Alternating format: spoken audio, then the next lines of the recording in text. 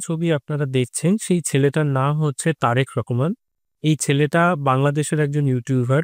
এর তারেক টাইম বলে একটা চ্যানেল আছে। তো সেই তারেক টাইম চ্যানেলে গত ৩রা জানুয়ারি সরি ৩রা জানুয়ারি উনি একটা ভিডিও পাবলিশ করেছিলেন ভারতীয়দের অনুধাবনের জন্য বলছি। ভারতবর্ষ সম্পর্কে প্রচুর অভিযোগ করেছেন। ভারতবর্ষের শিক্ষা ব্যবস্থা, ভারতবর্ষের চিকিৎসা ব্যবস্থা এরকম নানাবিধ উনি অভিযোগ করেছেন। তো পরবর্তীকালে আমি যখন ওনার চ্যানেলটাকে খানিক ঘাঁটি বা দেখার চেষ্টা করি যে কি আছে চ্যানেলটাতে, তখন আমি দেখি যে এনার চ্যানেলটাতে প্রায় 500 to 600 এর আশেপাশে ভিডিও আছে এবং আপনি বিশ্বাস করবেন না বেশিরভাগ মানে মেজরিটি অফ দ্য ভিডিওগুলোতে ভারত বিরোধিতার কথাই বলা আছে। এবং সেই সঙ্গে জানিয়ে রাখা ভালো এই ভদ্রলোক বোধহয় খুব সম্ভবত আ ভারত মানে আ গণপরিষদ বলে কোনো একটা রাজনৈতিক দলের সঙ্গেও যুক্ত। সেই সমস্ত কিছু মানে রাজনৈতিক দলের যে মূল কর্মকাণ্ড সেটাও ভারত বিরোধিতা করে। তো যাই হোক, আমার আজকের এই ভিডিও বানানোর মূল উদ্দেশ্য দুটো। তার কারণ হচ্ছে এই যে ভদ্রলোক, এই যে ভারতীয়দের অনুধাবনের জন্য বলছি, এই যে ভিডিওটা করেছেন, এই ভিডিওটাতে উনি অসংখ্য ভুল তথ্য দিয়েছেন। তার মধ্যে মেজর কয়েকটা ভুল তথ্য উনি যেটা দিয়েছেন যেটা এখানে আমি একটু পরে আপনাদের শোনাবো। সেটা ভারতীয় এবং বাংলাদেশীদের একটা মাথাপিছু আয় নিয়ে উনি একটা কিছু কথা বলেছেন এবং সেটি একটি তথ্য ভুল। দ্বিতীয়, ভারতবর্ষ এবং বাংলাদেশের জীবনযাত্রার মানের একটা তথ্য উনি বলেছেন। সেই একটা তথ্য উনি ভুল দিয়েছেন এবং তৃতীয়ত ভারতের চিকিৎসা ব্যবস্থা নিয়ে উনি একটি ভুল তথ্য দিয়েছেন।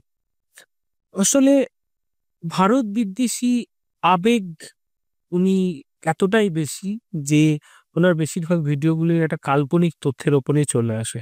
যাই হোক, আমরা যদি দেখে নিই যে এক্সাক্টলি ভদ্রলোক কি বলেছেন ভিডিওগুলোতে তাহলে বোধহয় বেটার হয়। আসুন দেখে নিই যে উনি ঠিক এক্সাক্টলি কি বলেছেন ভিডিওগুলোতে।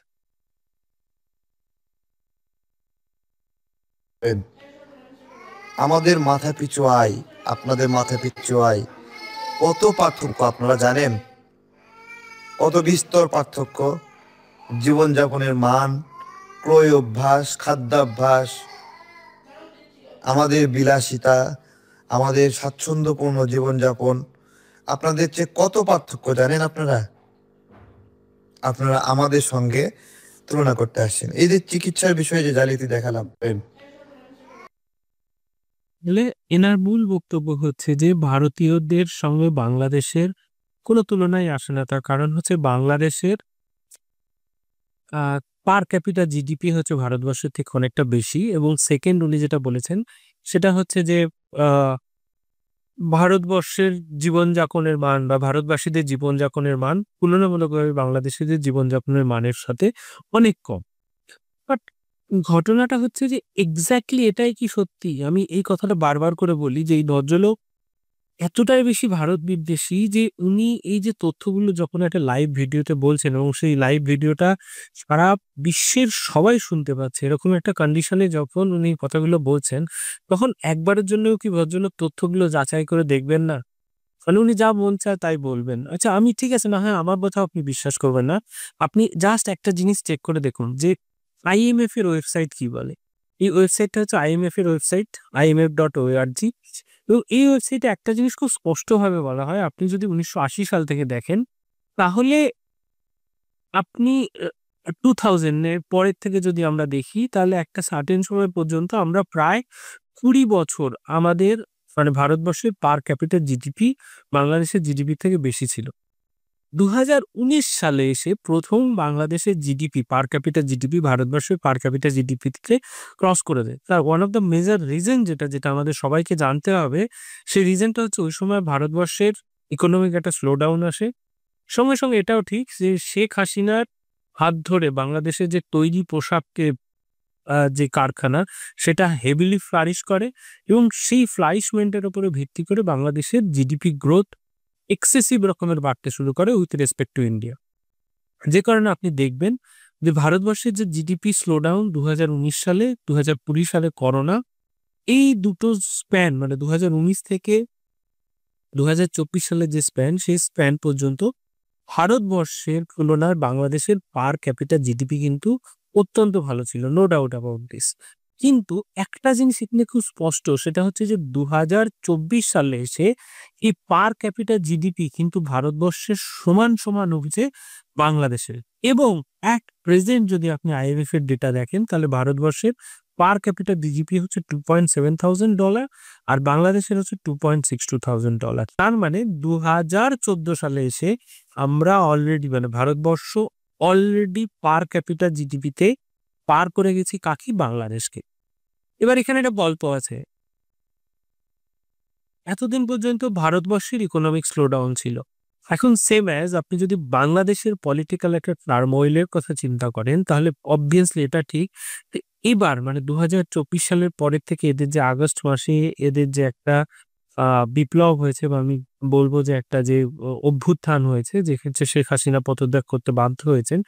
ওনাদের যে প্রধানমন্ত্রী, সেই শেখ হাসিনা পদত্যাগের পরে এদের যে মূল এক্সপোর্ট যে গ্রোথ, তৈরি পোশাকের যে গ্রোথ, যেটা আমেরিকা এবং ইউরোপে এরা যেটা এক্সপোর্ট করে থাকে, সেই গ্রোথটা কিন্তু এদের ফল হয়ে গেছে বাংলাদেশে। এবার এই যে এটা দেখাচ্ছে, আপনি যদি দেখেন যে দুটোর মধ্যে যে ডিফারেন্সটা দেখাচ্ছে, আই বিলিভ যে এই গ্রোথটা আল্টিমেটলি কিন্তু অনেকটা ডিফারেন্স হবে, নট লাইক দিস। কারণ অলরেডি বাংলাদেশের জিডিপি বেশ খানিকটা ফল করে যাবে, এবং আই বিলিভ ইন্ডিয়ান জিডিপির তুলনায় এবার পার ক্যাপিটা ইনকাম ২০২৪ যেক্ষেত্রে আমরা অলরেডি ক্রস করে গেছি, এবার আমাদের মধ্যে গ্যাপটা কিন্তু বাড়বে। সো এক্স্যাক্টলি এটাই আমি বলেছিলাম যে তারেক টাইমের যে তারেক রহমান, এই ভদ্রলোককে আমি বলেছিলাম যে ভাই, যে অ্যাটলিস্ট যখন তুমি একটা ভিডিও পাবলিশ করছো, তখন ভিডিওতে ডেটা যেটা দিচ্ছ, সেই ডেটাটা একবার একটা তুমি যা ভ্যালিডেট করবে না। যা মন চাইলো আমি বলে দিলাম যে না, এটা মন গড়া তথ্য যে আমরা তো আপনাদের থেকে এগিয়ে আছি, এবং কারণ আমরাই এগিয়ে থাকবো। বাট এক্স্যাক্টলি সেটাই কি কন্ডিশন? দ্বিতীয় একটা কথা উনি বারবার বলেছিলেন, সেটা হচ্ছে জীবনযাত্রার মান। এবার দেখুন, জীবনযাত্রার মান নিয়ে যদি আমি একটা কথা বলি, সেই জিনিসটা হচ্ছে যে বাংলাদেশের নিউজ পেপার প্রথম আলো সেখানে 20 নভেম্বর, যেটা ২০২০ সালে একটা আর্টিকেল বেরিয়েছিল যে বিশ্বের সবচেয়ে ধনী দেশকে গরিব কারা বা বাংলাদেশেরই অবস্থান করা। এবার দেখুন একটা জিনিস, এখানে একটা খুব স্পষ্ট কথা বলেছে যে পার ক্যাপিটা জিডিপি নয়, PPP মানে পারচেসিং পাওয়ার প্যারিটির ভিত্তিতে যে জিডিপি, সেই জিডিপি যে কোনো একটা দেশের জনগণের জীবনযাত্রার মান অ্যাকচুয়ালি কি, সেই জীবনযাত্রার মানটাকে অ্যাকচুয়ালি ঠিকঠাকভাবে রিফ্লেক্ট করে। তাহলে কি GDP based on PPP, purchasing power parity. আমি এর মানে অর্থনীতির ভেতরের দিকে যাচ্ছি না, বাট মোরাললেস এখানে বেশ সুন্দর করে এখানে এক্সপ্লেনও করা আছে যে ১০০ টাকা দিলে বাংলাদেশের ১০০ টাকা মার্কিন ডলারের ৫০ টাকা, এরকম একটা সুন্দর এক্সপ্লেন করা আছে। যে আমি সেরকম হলে এর ডেসক্রিপশন বক্সটা আমি নিচে দিয়ে দেবো, আপনি কখনো চাইলেই প্রথম আলোর এই নিউজ আর্টিকেলটা পড়বেন। দেখো, এখান থেকে এদের হিসাবে একটা জিনিস বলছে, বাংলাদেশ, এই হিসাবটা হচ্ছে ২০২০ সালে যাওয়া, বাংলাদেশ ১৯১টা দেশের মধ্যে ১৪৩তম। এই জিনিসটা কিন্তু মাথায় রাখবে যে বাংলাদেশ ১৯১টা দেশের মধ্যে ১৪৩তম, এবং ভারতের অবস্থান কোথায়? ভারতের অবস্থান ১২৪তম। তাহলে ২০২০ সালের অবস্থানে যদি আমরা দেখি, তাহলে ২০২০ সালে একটা জিনিস খুব ভালো, যে ভারতবাসীদের জীবনযাত্রার মান বাংলাদেশের জীবনযাত্রার মানের তুলনা অনেক ভালো ছিল। এই জিনিসটা কিন্তু বলতে হবে। ২০২০ সালে যখন আমাদের পার ক্যাপিটা ইনকাম আপনাদের থেকে কম, এই জিনিসটাই যদি আজকের দিনে দাঁড়িয়ে যদি দেখি, তাহলে দেখুন যে লিস্ট অফ কান্ট্রি, এটা উইকিপিডিয়ার তথ্য, জিডিপি বেসড অন PPP, সেখানে ভারতবর্ষের র্যাঙ্ক হচ্ছে ৩ নাম্বারে, এবং দূর পর্যন্ত কোথাও বাংলাদেশ নেই। এবং আমার খুব সম্ভবত যদি ধারণা থাকে, তাহলে বাংলাদেশের র্যাঙ্ক হচ্ছে ৪২। আমি বাংলাদেশে বা বাংলাদেশের অর্থনীতিকে একটুও ছোট না করে আমি একটা কথা বলছি, সেটা হচ্ছে যে বাংলাদেশের অর্থনীতি সত্যি কথা বলতে স্কাই রকেট অর্থনীতি হয়েছিল শেখ হাসিনার সময়, এটা মানতে হবে আমাদের সকলকে। বাট তবু একটা জিনিস, যে জিনিসটা আমার এখানে দেখানোর অভ্যাস, সেটা হচ্ছে যে আপনারা মিথ্যে তথ্য কেন দেখেন? হতে পারে যে আহ হতে পারে আপনি বলতে পারতেন যে ভারতবর্ষের এই জায়গায় ফল্ট আছে। যেমন আপনি এর পরে যে ভিডিওটাতে আপনি বলেছেন যে ভারতবর্ষের চিকিৎসা ব্যবস্থায় বেশ কিছু ফল্ট আছে। আমি অস্বীকার করি না যে যেকোনো চিকিৎসা ব্যবস্থাতেই প্রচুর ফল্ট থাকতে পারে, এবং এটা ফ্যাক্ট যে আমাদের দেশের চিকিৎসা ব্যবস্থাতে প্রচুর ফল্ট আছে। বাট যখন আমরা তুলনা করি, তখন আমাদের সেই তুলনাটা কার সঙ্গে করা উচিত? ভারতবর্ষের চিকিৎসা ব্যবস্থার তুলনাটা ভারতবর্ষের সঙ্গে করা উচিত। আমরা আমাদের সাথে তুলনা করব না। আজকের দিনে চিকিৎসা ব্যবস্থা কতটা খারাপ, আগামীকাল আমরা কতটা ভালো করতে পারলাম। তা নয় কি আমরা তুলনা করব ভারতবর্ষের চিকিৎসা ব্যবস্থার সঙ্গে চীনের চিকিৎসা ব্যবস্থার। কারণ চীনের ইনফ্রাস্ট্রাকচার আলাদা, আমেরিকার ইনফ্রাস্ট্রাকচার আলাদা, আমেরিকার রোগ আলাদা, আমেরিকার মানুষের আ মানে জীবনযাত্রার মান আলাদা। সেটার সঙ্গে এই মুহূর্তে ভারতবর্ষের দাঁড়িয়ে তুলনা করলে তো হবে না। সেখানে দাঁড়িয়ে আমি জাস্ট আপনাকে একটা কথা বলি। আপনি এখানে ভারতবর্ষের যে চিকিৎসা ব্যবস্থা সেটা নিয়ে আপনি এক্সাক্টলি কি বলেছেন আপনি একটু জাস্ট এটা তো আমরা তো অল্প মানুষ এখান থেকে চিকিৎসা করতে যাই, তাই না? কিন্তু তা আপনাদের চিকিৎসা যে ত্রুটি, এটা তো আপনারা ভুক্তভোগী সবচেয়ে বেশি। আপনারা অল্প মানুষ আসেন। আপনি এটা জানেন? আপনার কোনো ধারণা আছে কত মানুষ এটা তো আমরা তো অল্প আপনি একটা জাস্ট জিনিস দেখুন, এটা হচ্ছে বাংলাদেশে বছরে প্রায় মানে ২০২০ সালের বছরে প্রায় মানে আমি যদি মিনিস্ট্রি অফ ট্যুরিজমের ডেটাও দেখি, বছরে প্রায় ৫০,০০০-৬০,০০০ লোক, বোধহয় এর থেকেও বেশি এক্সাক্টলি আমি বলতে পারব না। এটা মিনিস্ট্রি অফ ট্যুরিজমের ফিগার, বোধহয় এর থেকে অনেকটা বেশি। প্রায় বছরে ৫০,০০০-৬০,০০০ লোক বাংলাদেশ থেকে শুধুমাত্র চিকিৎসার জন্য আসে। এবং আমি বিশ্বাস করুন, আপনি যদি যেকোনো ভারতবর্ষের বড়, বড় হাসপাতালে যাবেন, কলকাতা তো ছেড়েই দিন, দিল্লি, চেন্নাই অ্যাপোলো, দিল্লি অ্যাপোলো, এই যে বড়, বড় চিকিৎসার যে ভারতবর্ষের যে ইনফ্রাস্ট্রাকচার, সেখানে বাংলাদেশের রোগীর জন্যে পা ফেলা দেয়। আপনি ঠিক করে বাংলাদেশের রোগী। আপনার কোনো ধারণা আছে? সেখানে আপনারা অল্প আসেন কি করে? আমি এটা মানে একটা জিনিস যেটা বারবার করে বলি যে বাংলাদেশের চিকিৎসা ব্যবস্থা উন্নত হোক, সেটা আমরাও চাই। তার কারণ কি জানেন? আমাদের উপর অনেকটা চাপ কমে যায়। আমরা ভারতবাসীরা আপনাদের জন্য ডাক্তার দেখাতে পারি না, এরকম একটা কন্ডিশন হয়ে গেছে। আপনার মন থেকে আপনি ভারতবর্ষকে গালি দিতে পারেন, নো আইডিয়া। বাট আপনি একবার সরেজমিনে এসে প্রত্যক্ষ করে যাবেন যে ভারতবর্ষের যে হাসপাতালগুলো, সেখানে কত বাংলাদেশের রোগী আছে। আর আপনি কি মনে করছেন শুধু বাংলাদেশের রোগী আসে? আপনি একটা জিনিস চিন্তা করুন, সেম অ্যাজ আপনি যদি ভারতবর্ষের চিকিৎসা ব্যবস্থা এতটাই খারাপ হতো, এটা হচ্ছে ওয়েস্ট আফ্রিকা। আমি তো প্রচুর দেশের ডেটা দিলাম না। নাইজেরিয়া থেকে আসে ভোরে, ভোরে লোক। জার্মানি থেকে লোক আসে, ইউএসএ থেকে লোক আসে। আপনি ছেড়ে দিন, মানে বাংলাদেশ তো অনেক বেশি, মানে আপনি বাংলাদেশ, ভারতবর্ষের চিকিৎসা ব্যবস্থা বাংলাদেশের তুলনায় ভালো মন্দ সেই গুণাগুণে যাব না। মানে ভারতবর্ষের চিকিৎসা ব্যবস্থাটা তুলনামূলকভাবে অনেক সস্তার মধ্যে আমরা অনেক ভালো মানের চিকিৎসা দিই জন্যেই উন্নত দেশগুলো থেকেও কিন্তু আমাদের দেশে চিকিৎসার জন্য আসে। এই এক্সাক্টলি এই কথাটাই আমি জাস্ট বলতে চাইছিলাম যে হতে পারে যে আমাদের চিকিৎসা ব্যবস্থায় প্রচুর ত্রুটি আছে। কিন্তু আমাদের চিকিৎসা ব্যবস্থা রিলেটিভলি অনেক দেশের তুলনায় কম খরচে ভালো মানের চিকিৎসা ব্যবস্থা। জাস্ট এই কথাটাই আমি বলতে চাইছিলাম। সো শেষে তারেক ভাইকে আমি আর একটাই কথা বলব যে দেশপ্রেমিক হওয়া অত্যন্ত ভালো কথা। কিন্তু নিজের রাজনৈতিক স্বার্থকে চরিতার্থ করতে মিথ্যা তথ্য প্রচার করে অন্য একটা দেশকে ছোট করা অত্যন্ত গর্হিত একটা অপরাধ।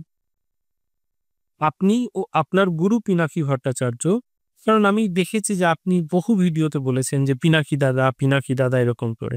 তো আপনি আর আপনার গুরু পিনাকি ভট্টাচার্য দুজনই নিশ্চয়ই জানেন যে আপনারা বাংলাদেশের জনগণের কাছে প্রচুর পরিমাণে মিথ্যা কথা বলেন এবং আপনি মনে করেন যে আপনারা হচ্ছে বাংলাদেশের জনগণের কাছে হিরো। কিন্তু জননায়ক হতে গেলে কঠিন বাস্তবকে মোকাবিলা করতে যান। আপনি ফুলে ভরা কিছু তথ্য দিয়ে লোককে একদিন বা দুদিন তাকে বশে করতে পারে। কিন্তু জননায়ক হতে গেলে কঠিন বাস্তবকে মোকাবিলা করতে হয়। সবশেষে আমরা যারা এন্ড ইউজার, মানে ভারতবর্ষ এবং বাংলাদেশের জনগণের কাছে একটাই আপিল করব আমি। সে আপিলটা কি জিনিস? যে এই যে পিনাকি ভট্টাচার্য, তারেক টাইমসের এই যে আধুনিক মির্জাপুর, এরা ইউটিউব চ্যানেলগুলোতে যে সমস্ত তথ্যগুলোই দিয়ে থাকুক না কেন, আমি আপনাদের কাছে হাত জোর করে রিকোয়েস্ট করছি। সেটা হচ্ছে যে একবার এই তথ্যগুলোকে নিজেরা যাচাই করবেন। তারপরে দেখার চেষ্টা করবেন যে এই ভদ্রলোক এক্সাক্টলি কতটা সত্যি কথা বলছে। Thank you. সকলে ভালো থাকবেন এবং আশা করি আমার রিকোয়েস্টটা রাখবেন যে এই সমস্ত তথ্য, সেটা ভারত বিরোধী হোক, বাংলাদেশ বিরোধী হোক, একবার নিজের আলোকে জিনিসটাকে যাচাই করবেন। যাচাই করে তারপরে সেই শব্দগুলোকে বা সেই যে কনটেন্ট, সেই কনটেন্টটাকে বিশ্বাস করে নিজের মনের মধ্যে একটা পারসেপশন তৈরি করবেন।